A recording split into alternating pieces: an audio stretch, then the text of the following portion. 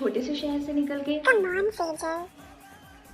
Okay so छोटा बड़ा गांव था वो, क्योंकि वहाँ पे गिन के 7 स्कूल थे और 7 स्कूल में भी 3 गवर्नमेंट और 4 प्राइवेट थे। 4 प्राइवेट में भी 3 इंग्लिश मीडियम थे। बड़ा गांव था। गिन के 20 बच्चों की क्लास में दूसरे नंबर पे आने के बाद दीदी को लगा कि दीदी किसी ऑर्डिनरी चीज़ के लिए तो नहीं बनी है।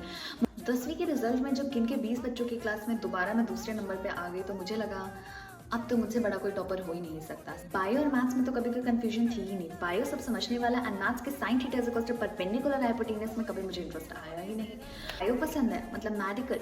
बायो में मेडिकल के अलावा कोई रास्ता और कभी किसी ने निकाला ही नहीं और मुझे भी अल्बर्ट आइंस्टीन बनने का कोई शौक ही नहीं था। सो मैं भी चली गई उस भेड़ साल में कोटा। तो कोटा जाने के बाद 200 बच्चे की क्लास में क्वेश्चन से पहले बच्चों के आंसर आने लगते थे और मेरी कछुआ गाड़ी पहले क्वेश्चन के लास्ट सेंटेंस को लिखती रहती थी, वो भी पागल वाली से देखकर।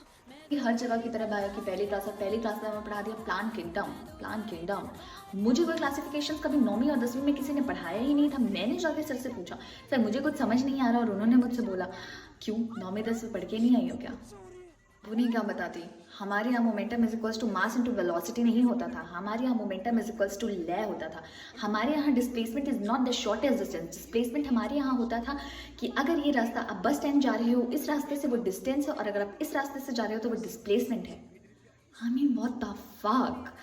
एनीवे सो ये सिलसिला चलता है। सो कोटा से कोप अप करने की जगह मेरा दिमाग खुद को कोस रहा था। अब इस क्वेश्चन का आंसर मैंने नीट निकाला या नीट ने मुझे निकाल दिया, ये तो आपको पता लगेगा अगली वीडियोस में। चल देन बाय बाय।